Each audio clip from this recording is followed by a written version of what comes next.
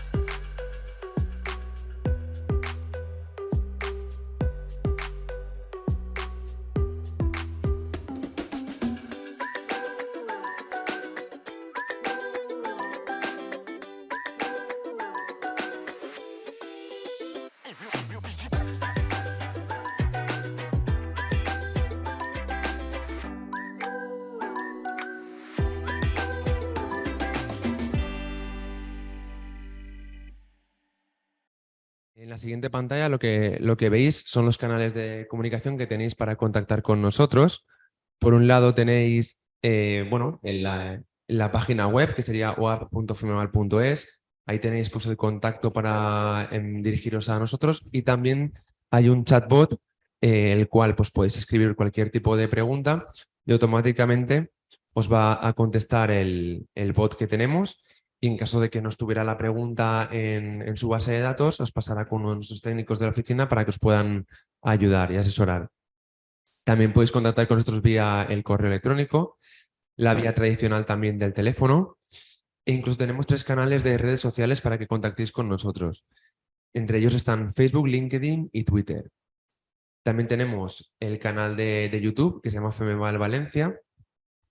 Todos los eventos, además, que estamos realizando, que sepáis que están siendo grabados o en su gran mayoría, y los colgamos tanto en nuestra página web como en el canal de YouTube. Con lo cual, bueno, pues si queréis luego incluso este mismo evento echar un vistazo a algo, que sepáis que podéis volver a verlo tantas veces cuanto queráis o recomendarlo a otros compañeros que si lo veis necesario. También podéis bueno, ver toda esta amalgama de actividades que estamos haciendo, toda esta difusión acerca de la digitalización, de las nuevas herramientas que van saliendo en el mercado y que os pueden ayudar en vuestro negocio. Además de salir en la página web, también lo tenéis toda esta información en la app que tenemos, que se llama Femevalo App, que está tanto para los sistemas Android como para los sistemas iOS. Aquí he puesto bueno, un pequeño calendario de los próximos 4 eventos. Realmente van a haber más de por medio, con lo cual yo os aconsejo que le echéis un vistazo a nuestra página web, al apartado de eventos, ya que diariamente estamos actualizándolo. Por ejemplo, el día 9 vamos a ver un software para la digitalización de la actividad preventiva empresarial. El día 10, bueno, vais a poder conocer nuevo talento, ¿vale? Para, pues, mejorar todos los procesos de digitalización e innovación que tengáis en la empresa. El día 22, aunque no lo pone aquí, se va a ver, vamos a hacer otro evento en el que, pues bueno, también se va a hablar sobre la actividad preventiva empresarial, ¿vale? Va a ser un poco como una especie de continuidad de este día 9. El día 24 vamos a ver por qué van a desaparecer las cookies y qué va a ser lo nuevo que va a aparecer en Internet, ¿vale? Para hacer ese seguimiento, ese rastreo en nuestras páginas web. Y el día 27 tenemos aquí apuntado, bueno, las ayudas a la digitalización de empresas y personas autónomas. Aquí vamos a hablar sobre el kit digital. Lo haremos en el Ayuntamiento de Quart de Poblet. Y bueno, podéis acudir tanto de forma presencial como de forma telemática también a este evento. Todos los servicios, además, que estamos realizando en la oficina Acelera Pyme son completamente gratuitos, con lo cual os aconsejo pues, bueno, que les echéis un vistazo a todos los eventos que estamos haciendo, que si tenéis cualquier pregunta o queréis que hagamos un diagnóstico en vuestra empresa de digitalización, pues también nos lo podéis pedir. Y nosotros estamos encantados de poder ofreceros todos estos servicios. Así que bueno, yo he intentado ser breve porque considero que lo importante ahora mismo es Carlos Molina, que nos va a hablar sobre las barreras de seguridad. Y nada, Carlos, cuando quieras, Muy voy a bien, compartir tu presentación. Muy bien, pues estupendo. nada, te dejo Muchas todo gracias. tuyo, Carlos, cuando Muchas gracias, quieras. Roberto. Bueno, buenos días. Soy Carlos Molina, responsable comercial de la empresa, de la zona de la empresa Smersal Ibérica. Somos un fabricante alemán de dispositivos de seguridad para maquinaria industrial y de automatización. Y lo primero que quería es dar las gracias a Roberto y a Femeval por darnos esta oportunidad de estar una horita charlando con vosotros sobre las barreras de seguridad que fabrica el grupo Smersal. Y gracias a todos los asistentes, tanto presenciales como online. ¿Vale? Vamos a empezar porque la presentación es larga y tenemos poquito tiempo, pero bueno, vamos a ver los conceptos principales sobre las barreras de seguridad y sobre todo sobre el cálculo de distancia mínima de seguridad hasta la situación peligrosa, según la norma ISO 13855. Vale, pues si os parece, comenzamos. Viendo la agenda, vamos a hablar sobre las variables y características principales de selección de las barreras de seguridad. Después hablaremos sobre los tipos de barreras de seguridad que fabrica el grupo Smersal y los existentes en el mercado. Hablaremos ya sobre la ISO 13855, sobre el cálculo de distancia mínima a esta situación peligrosa a través de la barrera, en una aproximación perpendicular. Y también veremos la distancia adicional que tenemos que calcular para el alcance por encima de las barreras de seguridad. Hablaremos también de otras variables de selección importantes que son la robustez y las condiciones ambientales, y luego vamos a hacer una introducción a unas funciones especiales que llamamos doble rearme, muting y blanking. Además, os enseñaremos al final una herramienta de alineación que incorporan algunas de nuestras barreras que se trabaja por tecnología Bluetooth.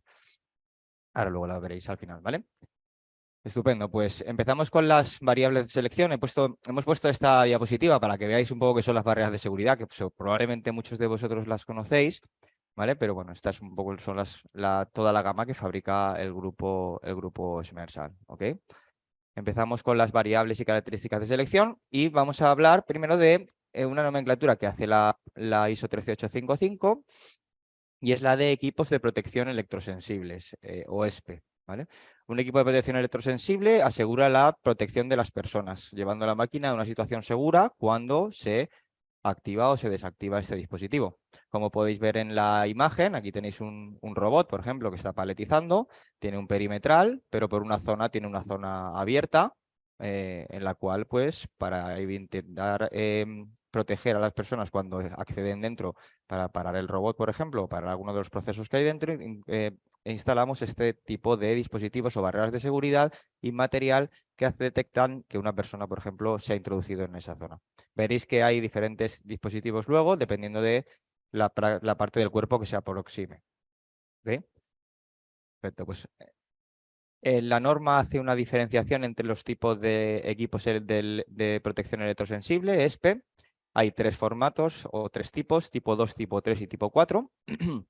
Los tipo 2 están definidos para AOPD. Veréis que durante la presentación vamos a hablar de AOPD, que es el acrónimo en inglés de dispositivos de protección optoelectrónico activo, ¿vale? O coloquialmente llamamos la optoelectrónica, ¿vale? Las barreras o las AOPD de tipo 2 tienen al menos una salida de seguridad o SSD. O SSD es una salida pulsante, ¿vale?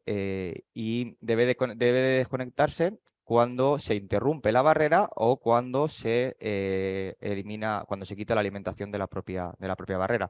Podemos llegar hasta un nivel de prestaciones o un nivel de seguridad del circuito tipo PLC, ¿vale? Según una norma que es la 13849-1. ¿Vale?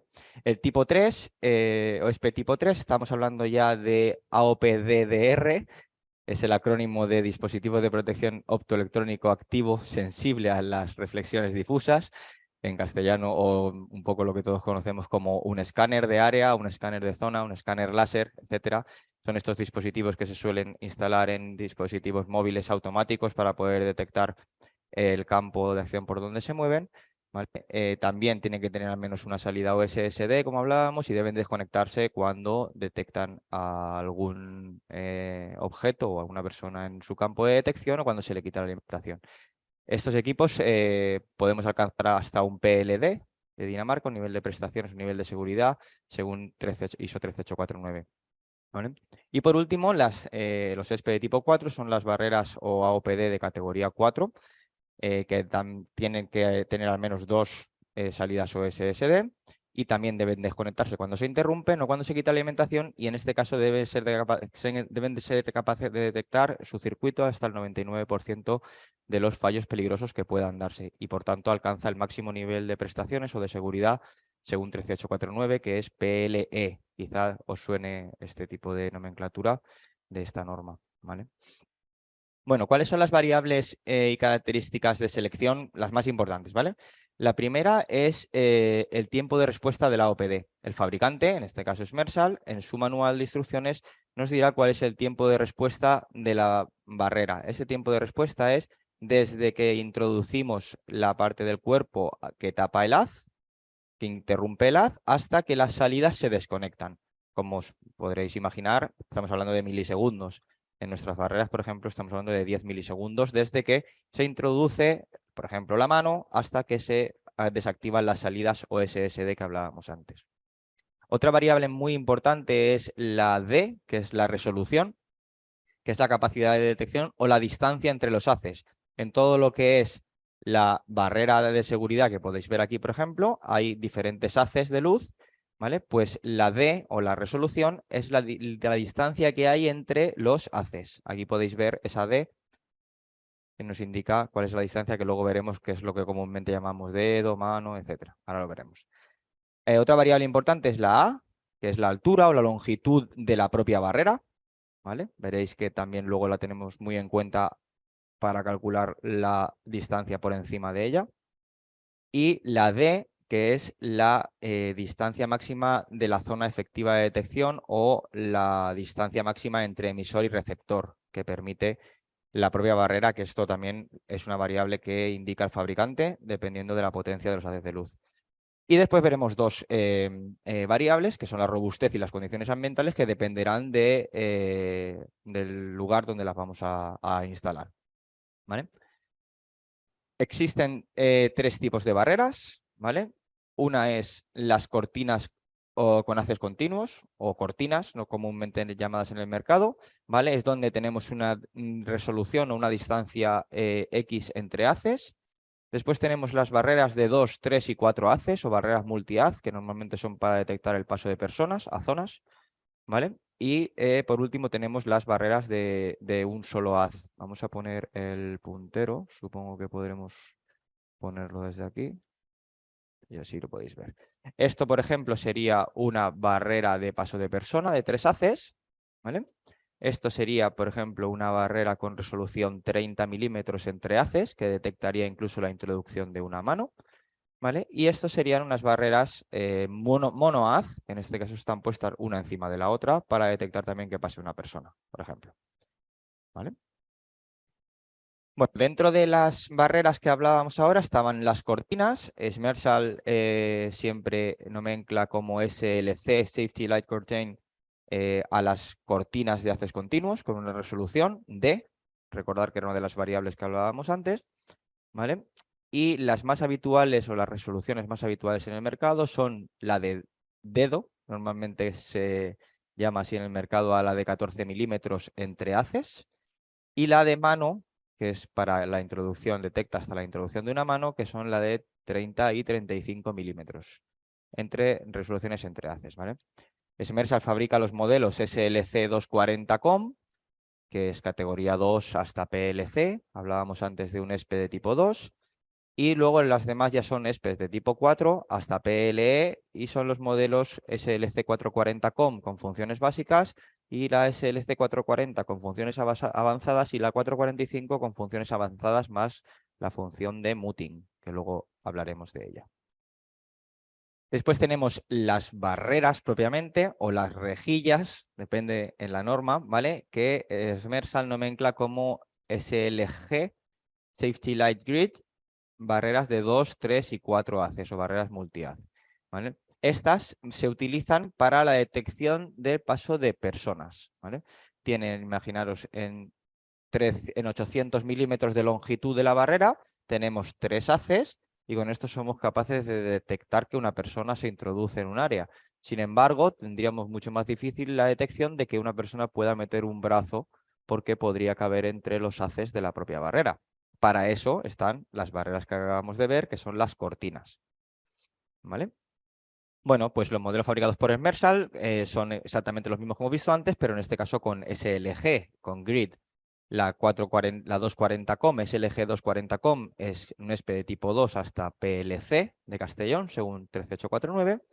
Y después tenemos la 440, SLG 440COM con funciones básicas y la SLG 440 y SLG 445 con funciones avanzadas y con muting, y además un modelo de high range o larga distancia entre emisor y receptor de hasta 50 metros, que es la SLG 420.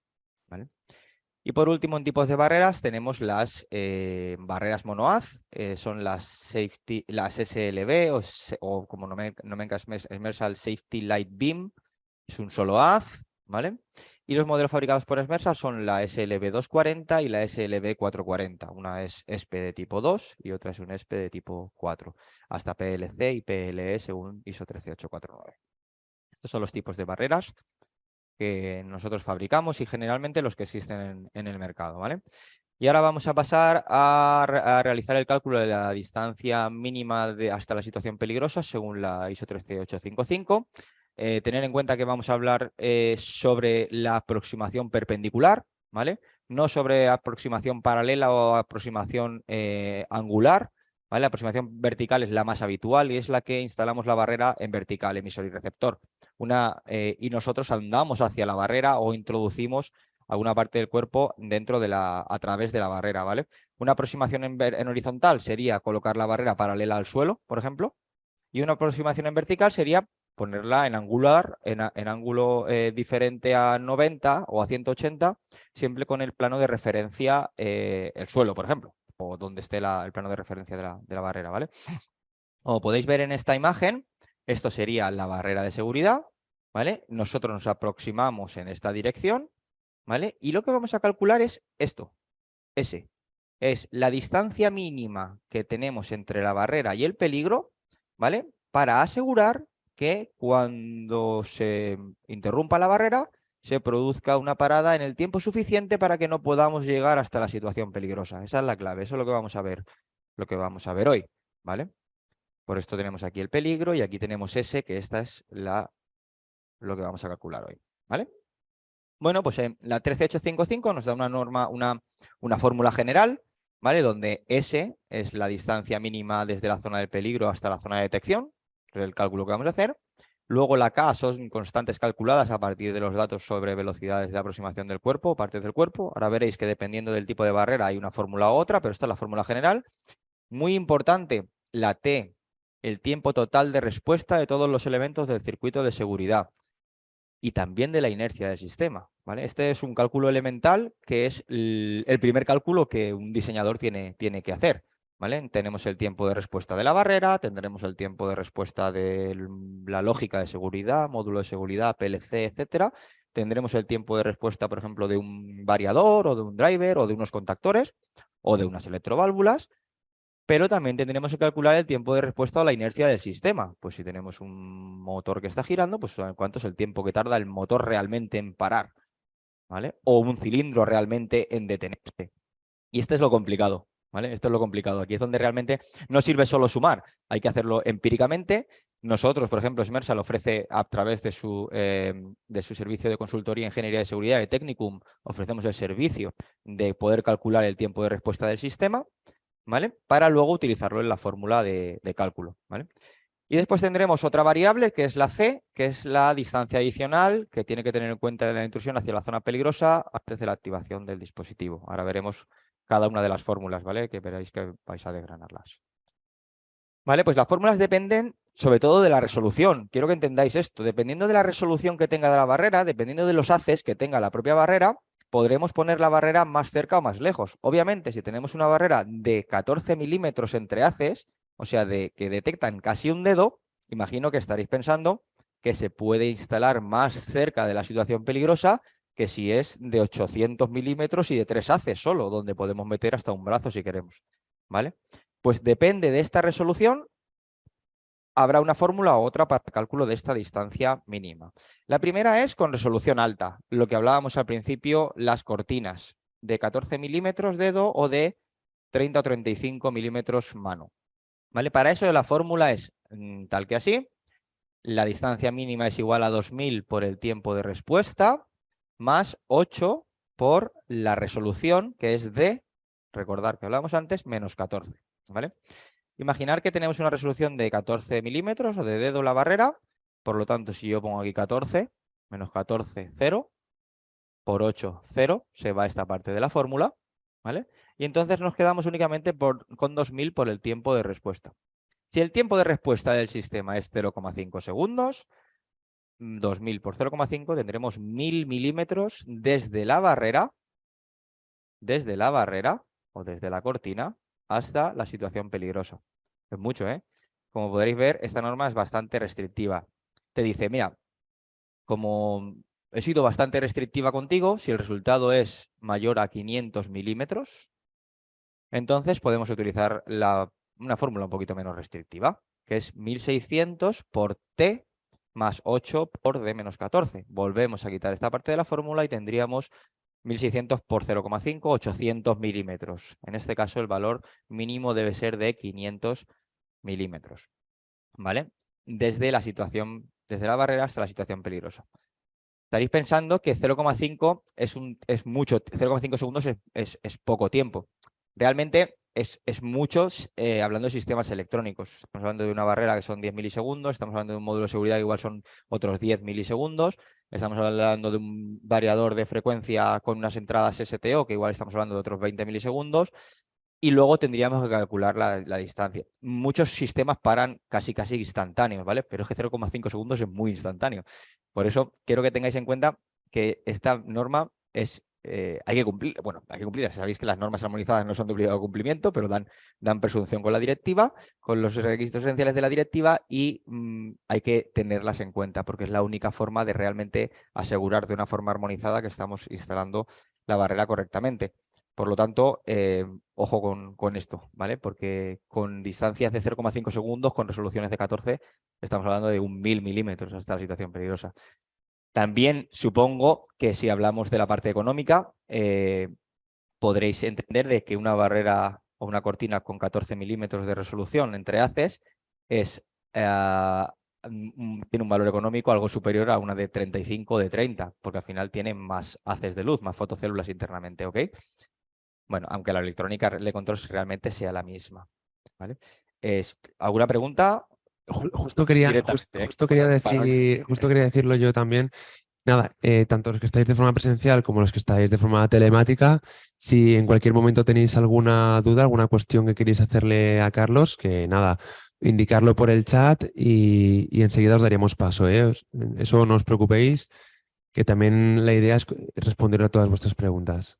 Sí, y además después también colgaréis la presentación en la web, ¿no? Imagino, o la podemos enviar por Sí, mail a exacto, sí, los colgaremos asistentes. la presentación y el vídeo. Vale, perfecto. Pues hemos visto la parte de resolución alta de 14 o 30 o 35 milímetros de dedo humano y después vamos a la parte de resolución baja. En esto recortar que hablábamos de las SLG o Safety Light Grid, las rejillas o barreras de 2, 3 y 4 haces, que lo que hacemos es detectar el paso de persona. ¿Vale? Aquí la fórmula es bastante más restrictiva porque ya, por ejemplo, podríamos incluso introducir un brazo a través de la barrera, ¿vale? Y aquí es 1600 por el tiempo de respuesta más 850, ¿vale? Aquí estas son las barreras típicas, por ejemplo, de las zonas de paletizado, despaletizado, flejado, etcétera, ¿vale? Envase y embalaje, donde, por ejemplo, pues pasan palets o pasan zonas, hay zonas donde tenemos la detección de una persona. Es exactamente lo que veíais en esta foto, ¿vale? Detectamos, en este caso, 900 milímetros, 4 haces. Tiene 4 haces. Podéis ver que, por ejemplo, podríamos meter el brazo por el medio. Por lo tanto, esta barrera tiene que estar bastante más lejos de la situación peligrosa que si fuera, por ejemplo, de 14 milímetros entre haces, ¿vale? Para eso, esta fórmula, imaginaros que volvemos al mismo caso de antes y tenemos 0,5 segundos de parada, de tiempo de respuesta, tendríamos 800 más 850, porque 1600 por 0,5, 800 más 850, tendríamos 1650 desde la barrera hasta la situación peligrosa. Vamos a tener que hacer las empresas un poquito más grandes para cumplir con la norma, ¿vale? El número de haces más habitual suele ser 2, 3 y 4, como decíamos antes, y suele ser de 500 milímetros 2 haces, donde el primer haz está a 400 milímetros del suelo y el siguiente a 900, en 3 haces, donde el primer haz está a 300 milímetros del suelo, el segundo a 700 y el siguiente a 1100 milímetros, y las de 4 haces, que el primero está a 300, 600, 900 y 1200, ¿vale? Un poco la altura de los guardacuerpos, ¿vale? Esa es la fórmula de resolución baja. Y después tenemos una fórmula todavía más restrictiva, que es cuando solo ponemos una barrera. Y aquí ya sí que nos vamos a 1600 por el tiempo de respuesta más 1200.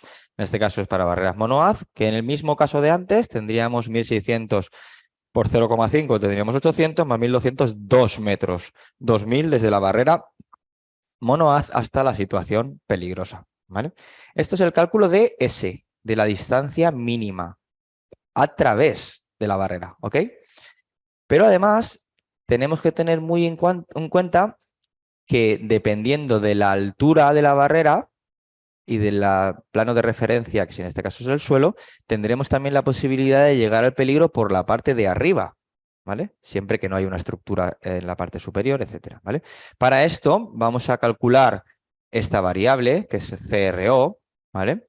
Que es la distancia adicional que una parte del cuerpo puede recorrer hacia la zona peligrosa antes de que se active la barrera con su haz más alto. O sea, este es el haz más alto, pues tenemos que calcular esta distancia, ¿vale? Y las dos variables importantes en este caso es la altura del borde superior de la zona de detección de la OPD, o sea, cuál es esta altura, dónde está el último haz, y cuál es la altura de la zona peligrosa, ¿vale?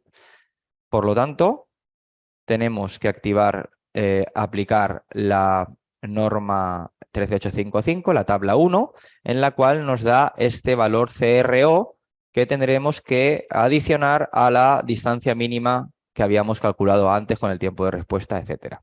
¿Vale? Imaginaros que la barrera es de altura 1000, por ejemplo. Su último haz, que es este, está a altura 1000, el plano de referencia del suelo. ¿Vale?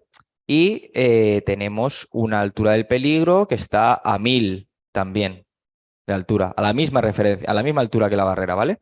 Pues mirar, tendríamos que sumar 1150 milímetros a la distancia S que habíamos calculado antes, ¿vale?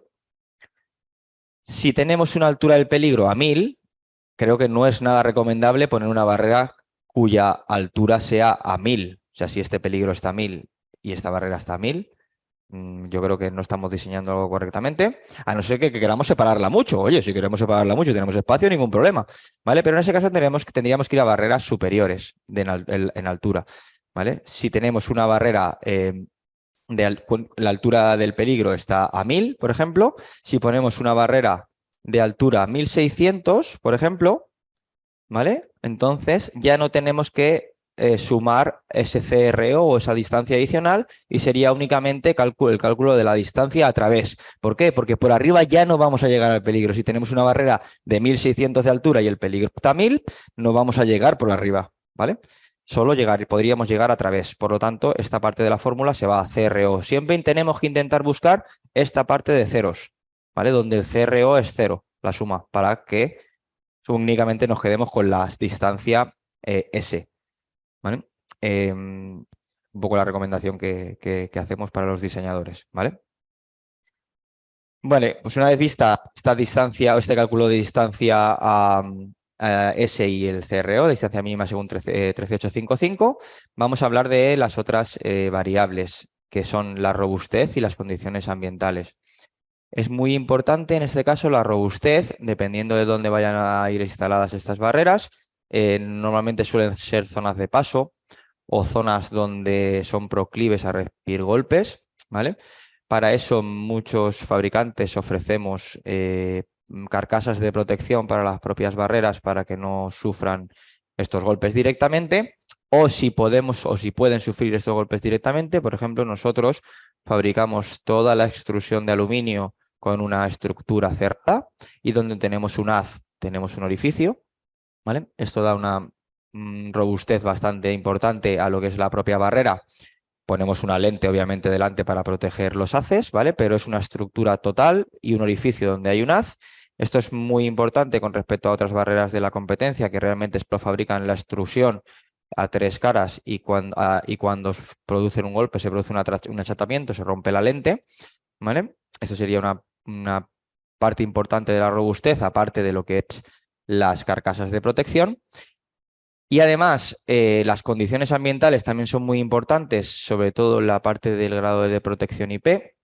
Nuestras barreras como estándar están fabricadas para cumplimiento de IP67, ¿vale? Y además disponemos de unos modelos que son IP69, que son los que podéis ver aquí, en los cuales envolvemos las barreras con un envolvente de policarbonato con unas tapas de inoxidable y con unos sistemas de anticalefacción para evitar el vaho, la condensación, ¿vale? Y estas barreras pues están muy adecuadas para trabajar en industria alimentaria o farmacéutica, ¿vale? Cumplimos grado IP69 en este caso, ¿vale? Otra parte de las robustez y las condiciones ambientales, en este caso condiciones ambientales, es la directiva ATEX, ¿vale? Que seguramente muchos conocéis. Smersal también fabrica unas barreras que pueden ser instaladas en ambientes ATEX, que son apropiadas para trabajar en zona 1 y zona 21 de gas y de polvo, ¿vale? Estas barreras también están en una envolvente en la cual certificamos este grado de protección ATEX, ¿vale? Se utilizan principalmente en industria farmacéutica, química, petroquímica, cabinas de pintura o cualquier ambiente potencialmente explosivo, ¿vale? Perfecto, pues una vez visto las robustez y las condiciones ambientales, vamos a hablar de algunas funciones especiales que incorporan algunas de nuestras barreras. Una muy importante, que nosotros consideramos muy importante, es la de doble rearme, que es realmente una función de consignación, entre comillas, ¿vale? En la cual el operario, si no tenemos una visión periférica total de lo que es el perimetral o la máquina, ¿vale? Puede darse el caso de que si se introduce una persona dentro de la zona, alguien desde fuera pueda rearmar y pueda poner la máquina en marcha si no lo ve, ¿vale? Para esto, pues si tenemos un resguardo, una puerta, pues solemos utilizar candados o sistemas de codificación RFID, etcétera, para que nadie pueda poner la máquina en marcha, pero si tenemos una barrera o una entrada inmaterial, pues no podemos poner ningún candado, ¿vale? Para este caso, ofrecemos esta función, que es de doble rearme, en la cual el operario solo puede, o la máquina solo puede rearmarse mediante una doble confirmación. Cuando el operario está dentro, como podéis ver aquí, ¿vale? Para poder rearmar la máquina, tiene que primero pulsar un pulsador que hay dentro, que es S2, y después, durante un tiempo de 30 segundos, salir fuera de la instalación, que la barrera vuelve a detectarlo, y pulsar el rearme S1. Esta es una secuencia que impide que alguien desde fuera, simplemente pulsando S1, pueda poner la máquina en marcha, ¿vale? Por lo tanto, a no ser que haya una connivencia entre el que está dentro y el que está fuera, que en eso no entramos, ¿vale? Pues no se produciría involuntariamente ese rearme externo o esa nueva puesta en marcha habilitada. ¿Vale? Esa sería la función de doble rearme que la incorporan nuestros modelos 440 y 445. ¿Vale? Después tenemos una función que es una función que se llama muting o inhibición de la OPD, que nos daría para hacer otro webinar completo. ¿Vale? El muting al final es una suspensión temporal y automática de una función de protección de la parte del sistema de control de seguridad. O sea, es una inhibición de la barrera cuando se da una secuencia específica que es controlada por la electrónica de la propia barrera o una electrónica externa. En nuestro caso, la electrónica de la propia barrera controla que lo que está pasando a través de la barrera no sea una persona, sino que sea, por ejemplo, una caja, un palé, etcétera. Y en ese caso lo que hacemos es inhibir la barrera para que no se produzca una caída de las salidas OSSD y, por lo tanto, una parada del sistema. ¿Vale? Es una función muy utilizada en la industria de envase y embalaje, y sobre todo en carros de rodillos por donde pasan cajas, pasan palets, etcétera, ¿vale? Al final, lo que hacemos es mediante unos dispositivos de detección, normalmente o habitualmente fotocélulas, colocados a una distancia X de la barrera, lo que hacemos es discriminar que lo que está pasando realmente es una persona o está pasando una caja o un pallet lleno de cajas, ¿vale? Ya os digo que es una función muy utilizada en el mercado, y nuestras barreras 445 la incorporan y vendemos todo lo que es el kit de muting para que puedan ser instaladas con sus fotocélulas, sus brazos, etcétera, y poder trabajar en este tipo de industrias, ¿vale? Esta sería la función muting, que ya os digo que daría para otro web completo por los tipos de muting en L, en T, dirección de aproximación entrada y salida, etcétera. ¿Vale? Es muy interesante y muy desconocido también en el mercado, aunque muy utilizado. Y por último, una función especial que también incorporan nuestras barreras 440 y 445 es el blanking o el bloqueo o supresión de haces de la OPD, ¿vale? Hay algunos, los haces de la propia barrera, podemos hacer que hay algunos que se supriman, ¿vale? Porque tenemos que pasar una cinta transportadora por el medio. En este caso activaríamos la función blanking y lo que hacemos es algunos de los haces pasarlo al modo contrario de detección. O sea, en vez de dark on serían dark off, ¿vale? O normalmente cerrados o normalmente abiertos, para que no detecten que hay una pieza en este medio por el medio de la propia barrera.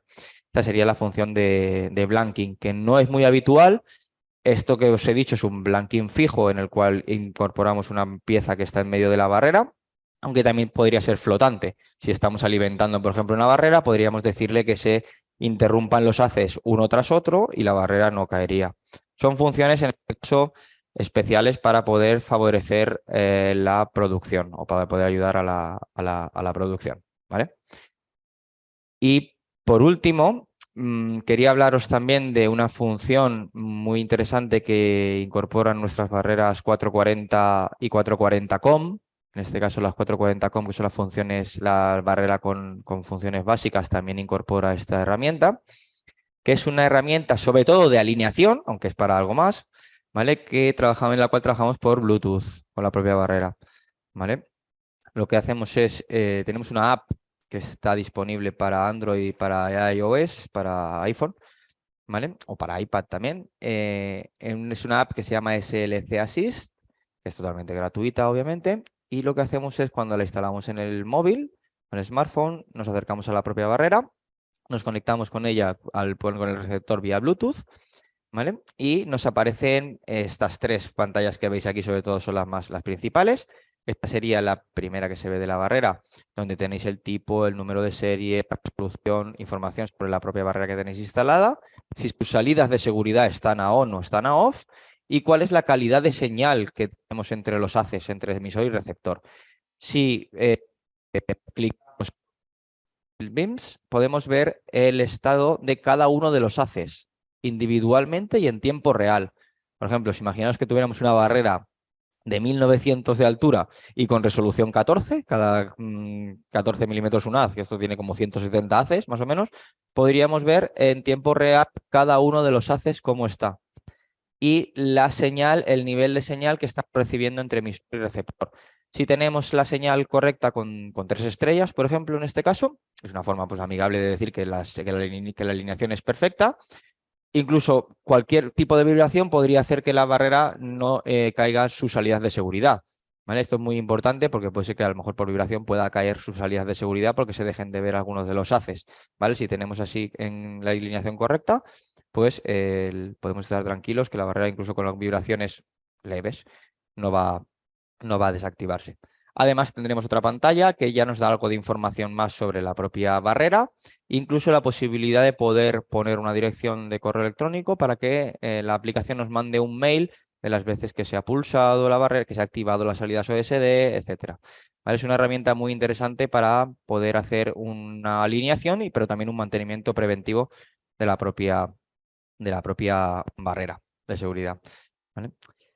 Y hasta aquí la presentación de las barreras de seguridad fabricadas por el grupo Smersal y el cálculo de distancias de la 13855. Aquí tenéis un QR con mi contacto de LinkedIn y también mi teléfono y mi correo electrónico. Aquí podéis contactarme cualquier consulta que tengáis a través de FMVAL o directamente a mí. Y nada, muchas gracias por la atención y espero que os haya resultado interesante. Cualquier consulta, preguntas, abrimos Muchas turno. gracias, Carlos. La verdad es que yo creo que yo por lo menos he aprendido un montón sobre, sobre barreras de Un poco seguridad. condensado todo, pero perfecto. Sí. Sí, sí. Entonces, nada, bueno, deciros que aprovechéis ahora para realizar preguntas a Carlos. También hemos lanzado una pequeña y una breve encuesta a los que estáis online y a los que estáis también de forma presencial, para que, bueno, nosotros como Oficina Cerebral Pyme nos ayuda muchísimo a mejorar nuestros servicios. Y bueno, como digo, aprovechar para realizar las preguntas que queráis. Hola, mi pregunta es sobre la obligatoriedad de instalarlas en qué máquinas, cómo saber en esta sí sería conveniente, en esta no. Vale. Sí, bueno, depende al final de los procesos. Ya sabes que industrialmente hay muchísimos procesos, ¿vale? Pero habitualmente las barreras se instalan donde hay zonas en las que no podemos perimetrar, ¿vale? O no podemos perimetrar porque tiene que haber un paso de una persona o tiene que haber una introducción de alguna parte del cuerpo humano. Lo ideal sería poder perimetrar todo. Imaginaros que tenemos un robot o tenemos una máquina en la cual podemos perimetrar todo y hacemos un cofre súper especial y ahí no puede entrar nadie y el proceso se hace solo, pero realmente las máquinas suelen necesitar zonas en las cuales tiene que haber carga, tiene que haber descarga, bien sea automática o bien sea manual. Por lo tanto, tenemos que proteger a los operarios para que incluso en esos procesos pues, no tengan peligro, ¿vale? No siempre es necesario instalar una barrera. Hay ocasiones en las cuales poniendo un túnel, haciendo un resguardo mecánico en forma de túnel, pues podemos no instalar una barrera optoelectrónica, porque realmente no llegamos hacia la situación peligrosa si introducimos, por ejemplo, el brazo. Hay una norma también muy importante que habla del sector envase y embalaje, que es la 415-10, donde nos enseña cómo tenemos que hacer estos túneles, las distancias que tienen que tener estos túneles para no instalar una barrera, por ejemplo. Por ejemplo.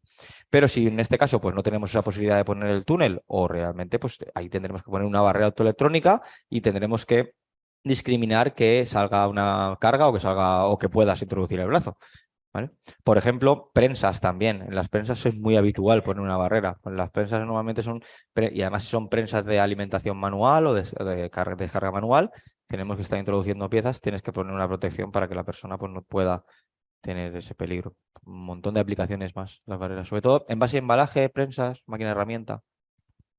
También entiendo que, por ejemplo, el tema de las barreras, acabas de decir, por ejemplo, que también hay ciertas zonas en las que se podría poner un túnel. Lo bueno que también puede tener mejor las barreras es el tema del espacio, ¿no? De la maniobrabilidad que se pueda tener el operario al final. Creo que se va a poder mover mejor que si a lo mejor hubiera un túnel, ¿no? Efectivamente, claro, claro. Si hay barreras inmateriales, en este caso no son, resguardos físicos, hay mucha más movilidad, exacto. Pero no siempre, ojo con esto, no siempre se pueden instalar barreras optoelectrónicas, ¿eh?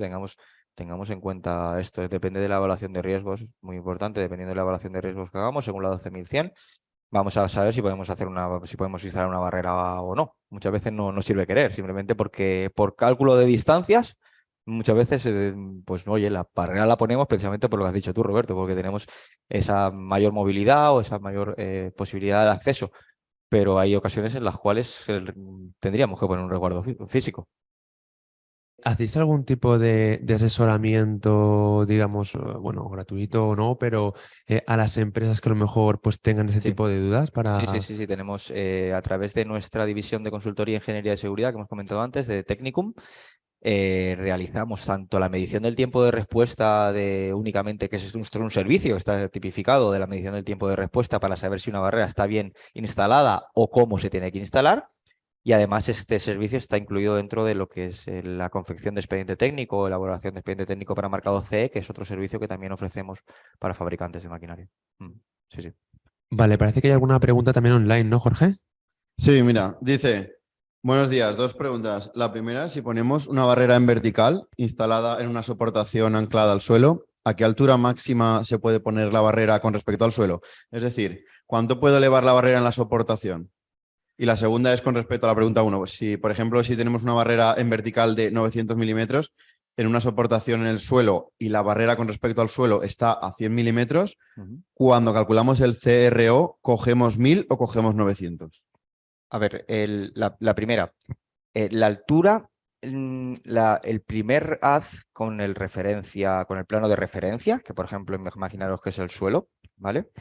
En el caso de que no haya un peligro por la parte de abajo, esta parte no la hemos visto hoy, pero también puede existir, ¿vale? Como veíais antes, la referencia es de 300 milímetros, ¿vale?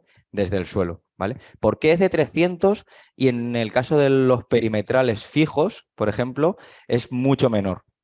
En los perimetrales fijos es 160 milímetros. En una valla, por ejemplo, como podéis ver aquí estamos hablando de 160 milímetros la parte inferior y en las barreras es de 300 y te choca un poco, ¿no? Porque dices, sí, ¿por qué una cosa está? Porque es el doble, ¿vale? Realmente una perimetral o una valla puede generar que tu cuerpo realmente puedas reptar y la propia valla te ayude a que puedas pasar por la parte inferior, ¿vale?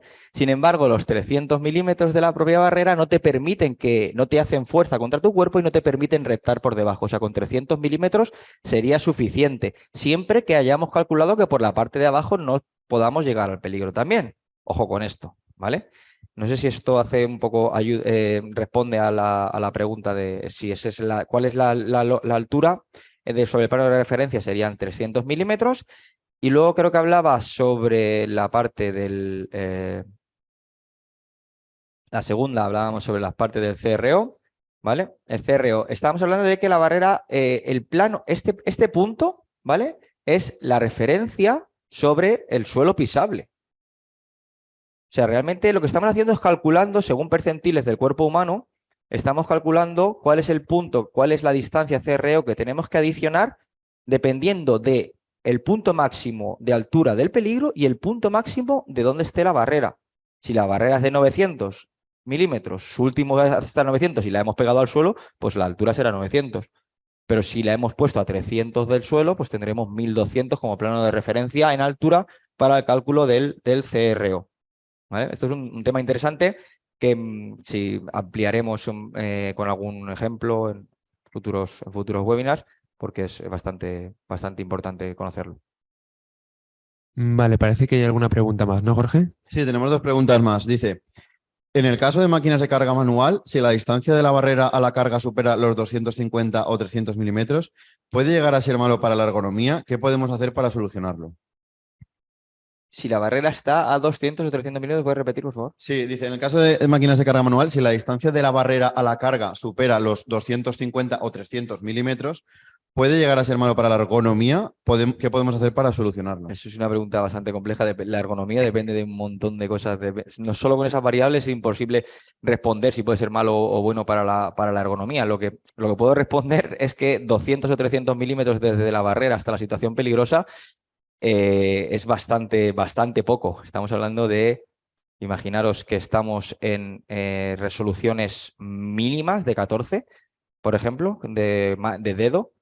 Tendríamos que tener un tiempo de respuesta para calcular 200 milímetros de 0,1 segundo. ¿Vale? O sea, de 100 milisegundos de tiempo de respuesta completo para que pudieras poner la barrera a 200 milímetros de la situación peligrosa. 200 milímetros, estamos hablando de un palmo muy cerca, ¿eh? O sea, tienes que parar muy rápido tu sistema para que puedas ponerla a 200 milímetros.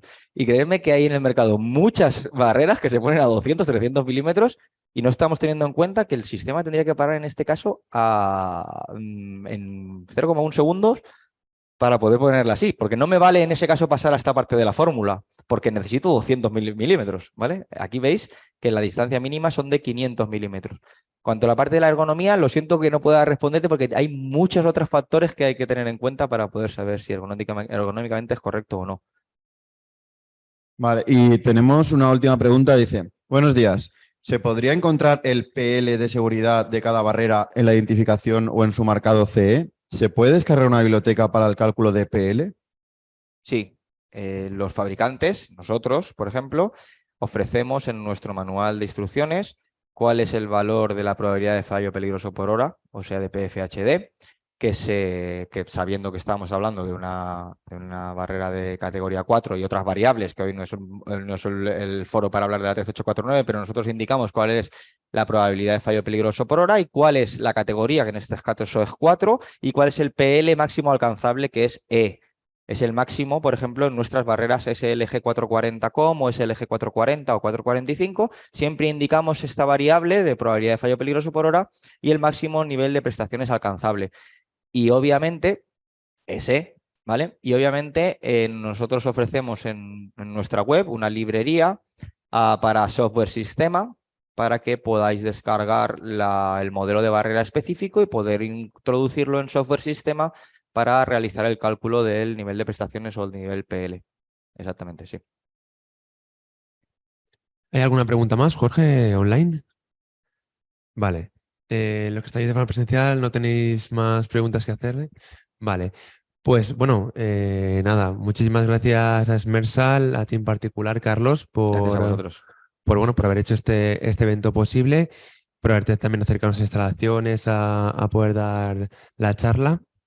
Y bueno, deciros a los que estéis de forma telemática y repito también los que estéis de forma presencial, si tenéis cualquier duda que se os ocurre luego, que no se os quede en el tintero, que siempre podéis contactar con Carlos o con nosotros y nosotros os acercaremos su contacto y nada, para que podáis resolver vuestras preguntas. Así que nada, muchísimas gracias. No sé si querrías decir alguna cosa más. Nada, muchas gracias a vosotros, a FMVAL, a los asistentes presenciales y a online y espero que podamos verlos. Gracias por esto. Pues nada, como está diciendo Carlos, muchas gracias a todos y nos vemos en futuros eventos. Un saludo. Adiós.